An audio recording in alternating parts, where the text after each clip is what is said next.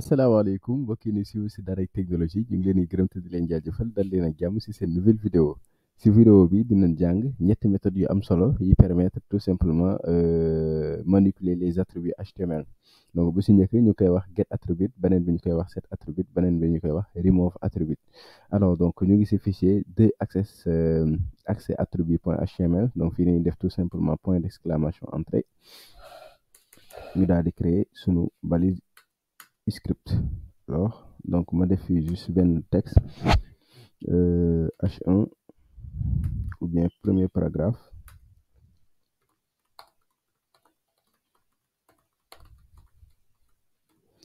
Je suis un premier paragraphe, ici je suis un deuxième paragraphe. Ok, léegi ñu créer par exemple deux boutons. Donc benn bouton boo xam ne daf ñuy permettre ñu ajouter par exemple benn background fii ak beneen bouton boo xam ne daf ñuy permettre ñu supprimer background bi directement. Alors comment on va le faire? Donc déjà damay supprimer bi, mën naa créer deux boutons yi directement, garder benn paragraphe bi, donc ajouter un background, n'est-ce pas, au paragraphe par exemple, AP. AP, ça veut dire que au paragraphe. Ok, donc ici, ñu ni supprimer le background.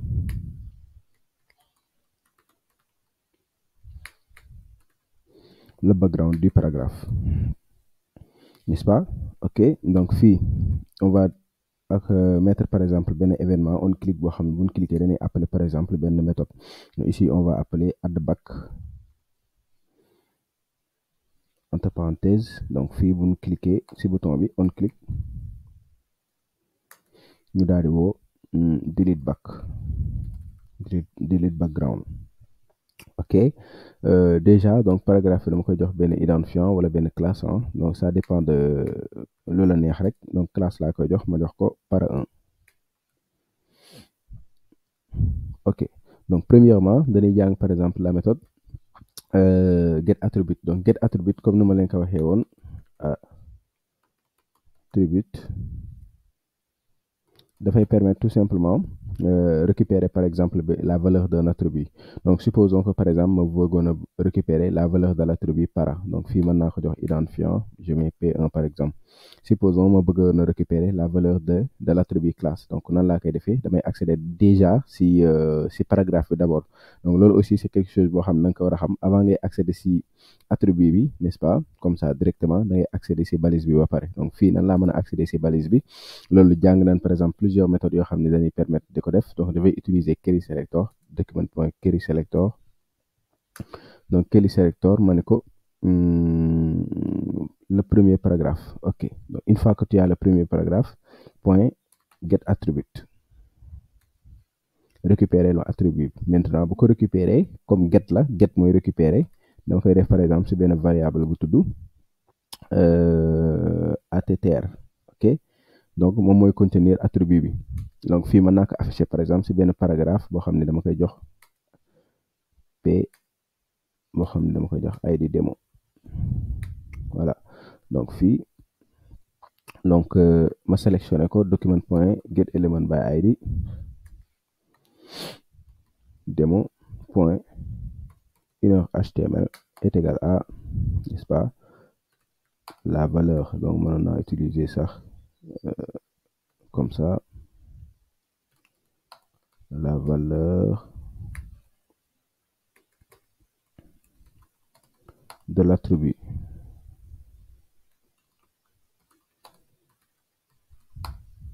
Du deuxième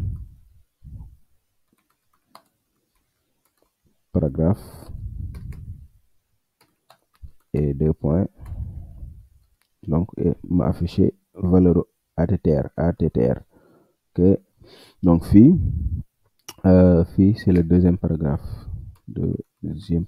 Ok, donc fii ma sélectionné par exemple balise bi nga xam ne moo am identifiant démo, n'est-ce pas, ma changer son contenu, la valeur de l'attribut classe, n'est-ce pas, la valeur de l'attribut classe du deuxième paragraphe, et je lui donne directement l'attribut normalement, n'est-ce pas, para1 lay affiché. Ok, ñu xool exactement. Donc get attribute, donc il faut que ma jox ko n'est-ce pas, classe. Donc quel attribut laay récupérer valeur am, parce que on a plusieurs attributs. Ok, fii ma daal di exécuter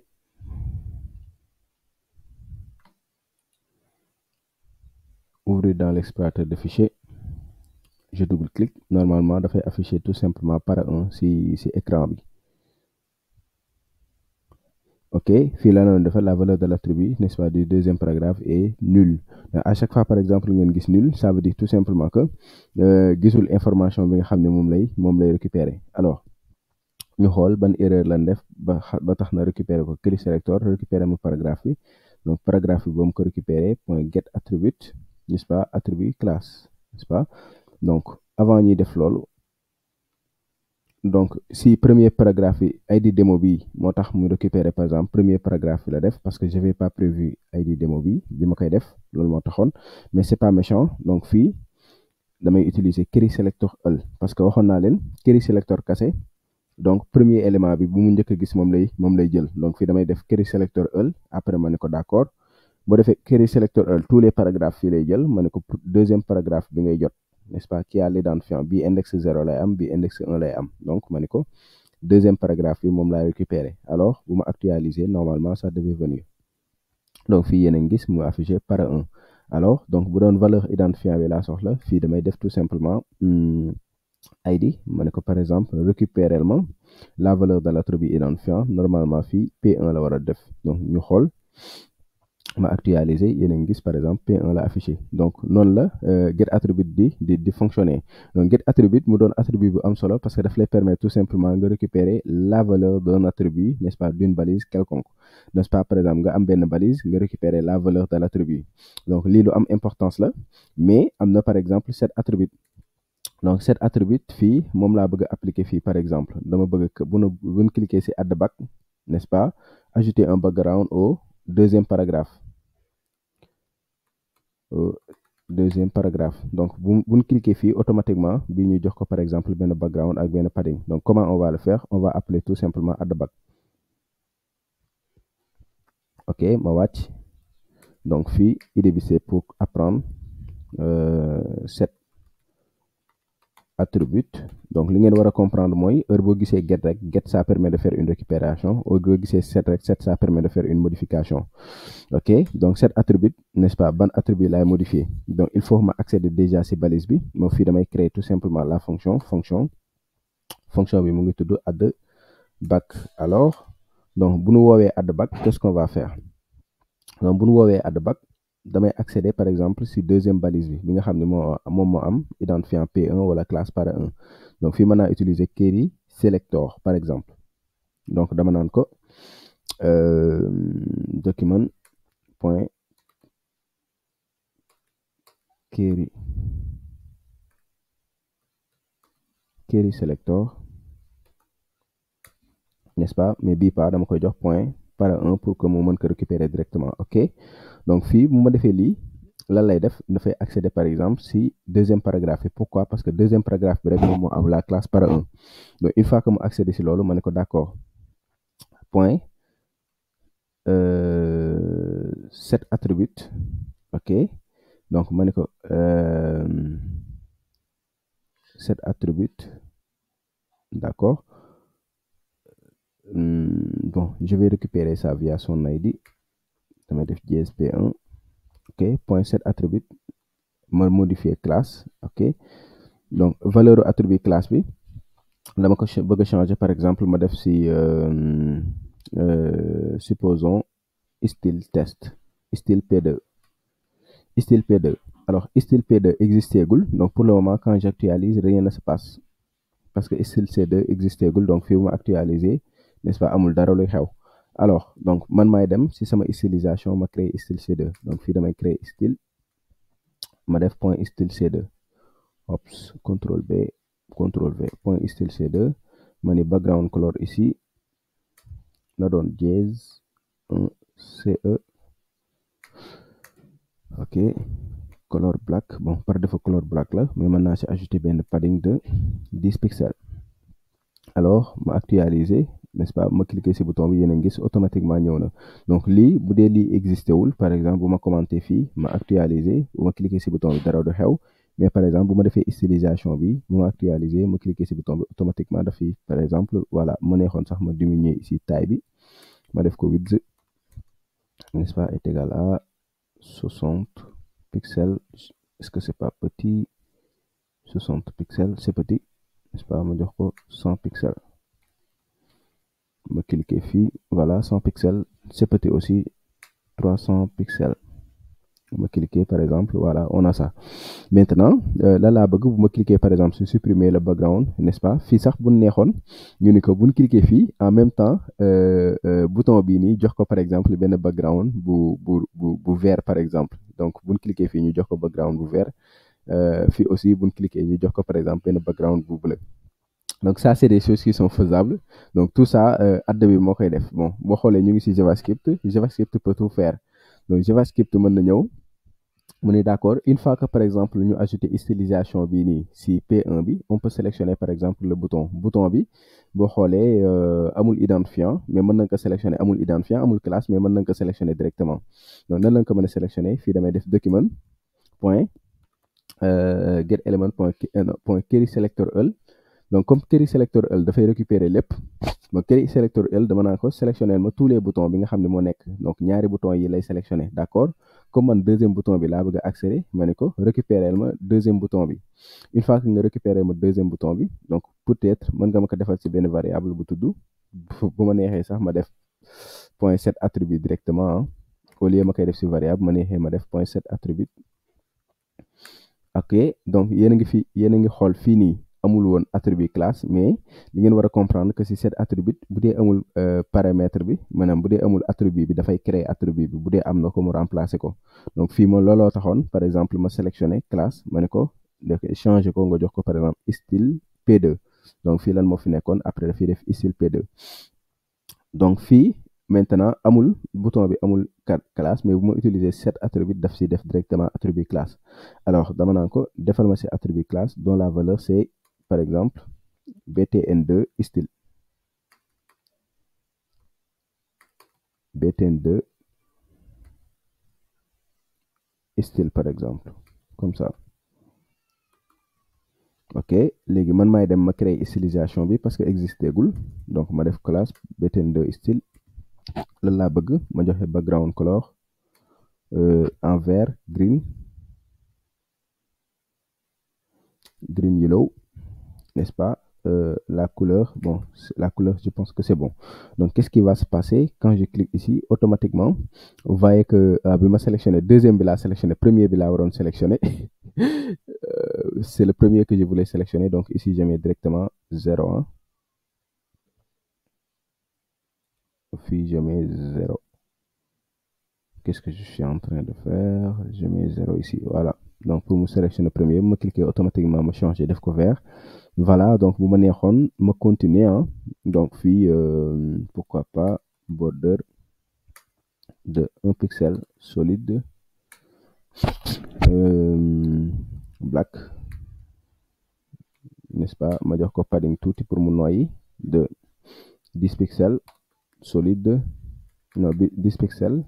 Je pense que ça fera l'affaire quand je clique ici bouton bi day gën a ngand gën a leer donc ma neexoon ma jox ko border radius pour que arrondir un peu border radius de bon je vais donner 2 pixels partout donc ici me cliquer yéen a ngi gis par exemple 2 pixels c'est petit je pouvais faire 8 pixels partout donc me cliquer border radius 8 pixels bouton bi gën na am jëmm maintenant lu mu bëgg mooy par exemple ma cliquer fii bu ma cliquer fii automatiquement me supprimer par exemple background bi nii me supprimer background bi non seulement lii dama koy def par exemple en couleur orange mais damay supprimer bi damay supprimer stylisation bi ma def fii n'est-ce pas bii ma def ko en rouge hein donc première chose mooy damay def btn2 donc si btn1 la donc fii mën na ko changer btn1 c'est le premier bouton hein donc damay créer beneen stylisation boo xam ni btn2 style laa koy tuddee alors fii btn2 style btn2 mooy bi permettre par exemple de supprimer alors donc fii dama koy def en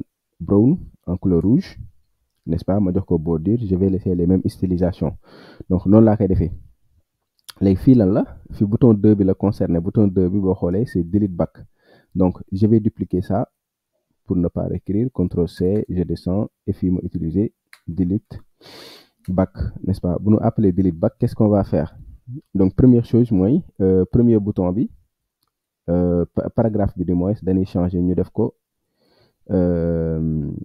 style P2 par exemple orange désolé c'est un peu mélangé ici style P2 donc ici au lieu ma ko doon appeler style de P2 peut-être mënoon naa ko jox beneen tur bu gën a parlant par exemple style P2 bleu donc fii damay def CTRL D ma def fii style P2 bleu voilà nga xam ni dinaa mën a am style P2 orange donc style P2 orange lan lay doon c'est exactement ça donc CTRL C ma daal di koy dupliquer donc style P2 fii orange lay am alors fii bu amee orange donc vous êtes d'accord avec moi que fii orange moo fi nekk donc orange n'est-ce pas pour le moment bu ñu cliquer ci bouton bi dina changer stylisation bi n'est-ce pas fii ci deuxième fonction bi dina changer stylisation bi léegi lan moo ci des mooy bouton bi deuxième bouton bi la concerné donc deuxième bouton bi non seulement damay supprimer remove attribute damay supprimer par exemple la classe btn1 style bi nga xam ne moom laa ci defoon d'accord après ma ajouter add non qu'est-ce que je suis en train de faire c'est set attribute ma daal di koy jox btn2 style voilà donc btn2 style mooy btn2 style bi nga xam ne créé woon naa ko fii btn2 style alors donc ça on va tester ensemble normalement ça doit marcher fii boo defee gisee ça continue de marcher def na ko en bleu n'est-ce pas ajouté na background bi fii mais bu ma cliquer fii yéen a ngi gis par exemple fii def na ko en rouge mais le problème c'est que il n'a pas supprimé wul par exemple fii def na ko en orange fii def na ko en rouge n'est-ce pas fii même bu ko defee en rouge mënoon na wax que ni par exemple oui boo ko defee en rouge couleur bi na doon white pour que mu gën a lisible mais ça def na ko en rouge donc je vais cliquer ici def na ko en rouge couleur white mais supprimer wul stylisation bi nekk fii boo xoolee par exemple toujours vert moo fi nekk donc ajouter un background et cetera toujours vert bi moo fi nekk alors donc style boobu noonu yor vert bi btn1 style la donc est-ce que supprimer naa btn1 style remove attribute classe btn1 style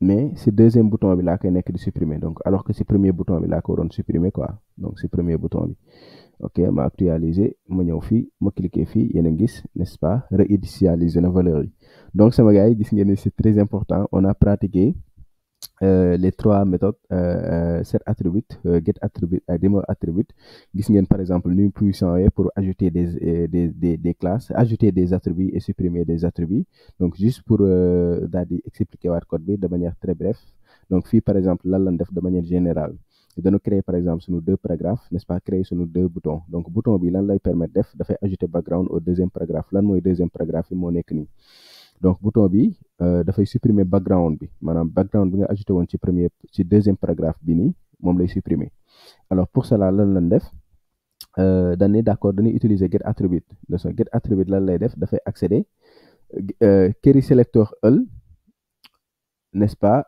de P c'est-à-dire sélectionnement tous les paragraphes ñaar yi lay sélectionner query selector all tableau la lay doon léegi comme tableau la je peux utiliser les index donc bii c'est à la position 0 bii c'est à la position 1 léegi ma ne ko accéder ma si bii nekk à la position 1 donc bii lay récupérer donc bu si accéder ma ne ko get attribute récupérer ma la valeur de son identifiant c'est quoi c'est P1 léegi après mu afficher ko tout simplement moom moo nekk fii di afficher wu P1 léegi fii c'était pour apprendre cet attribut elan et remove attribute voilà ñaari lan doon jàng léegi pour cela on a créé par exemple des fonctions bu ñu cliquer par exemple si bouton add back on appelle cette fonction là fonction bi lan lay def dafay accéder donc comme query selector lay utiliser query selector CSS la nga ko wax moo tax la nga koy jox moo tax fii ma def JSP1 lii mooy récupérer ma balise bi nga xam ne dafa am identifiant P1 donc fii benn balise moo fi am identifiant P1 n'est-ce pas muy par exemple moo fi am identifiant P1 muy deuxième paragraphe. Donc deuxième paragraphe bi lay récupérer ma ne ko d'accord modifier ma attribut classe am bi defal ma ko mu doon style B2, c'est-à-dire voilà bon ban moo fi nekkoon para1 moo fi nekk dafay modifier mu daal di fiy def de manière dynamique style PB2. Style PB2 bu ñu demee si suñu stylisation yi loolu mooy jël par exemple def ko background bleu yokk si padding yokk si taille loolu moo tax quand j'actualise et je clique ici bam j'ai appelé la méthode bi di gisoo day jox fi background bleu mais en même temps yemu fa gisoo bouton bi daf koy jox background vert loolu moom lañ continuer à ce niveau là.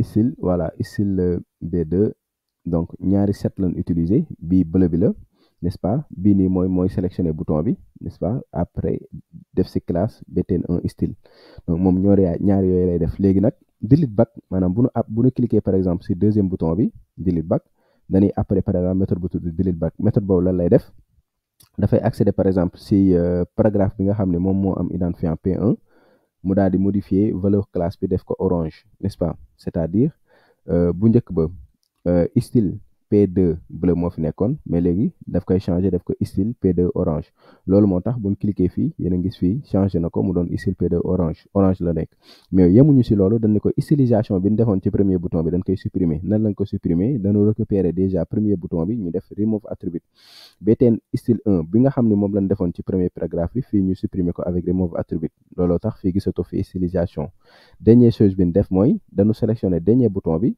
moom mooy bouton bii nii ñu def ko en background rouge donc pour background rouge bi on a appelé une classe btn2 style alors que btn2 style boobu moom mooy def stylisation bi nga xam ni moom mooy jox bouton bi couleur rouge ak couleur texte bi en blanche. Donc vous voyez que c'est très intéressant d'utiliser par exemple ces trucs là. Donc ces applications yi nga xam ne moom lañ doon créer en utilisant class list donc fii on pouvait bel et bien utiliser get attribute set attribute ak remove attribute pour def exactement lu nu bëgg. Maintenant affaire yi yemul foofu am na par exemple yeneen yoo xam dinañ ko jàng yu ndiroog get attribute set attribute ak remove attribute ñu koy wax get attribute not set attribute not ak remove attribute not. Donc get attribute not set attribute not ak remove attribute not dafa am ay comportement yu différents n'est-ce pas boo koy utiliser loolu moo tax si beneen vidéo bi dinañ ko ci yaatal incha allah n'oubliez pas de liker la vidéo sama gars yi jaa ngeen jëf.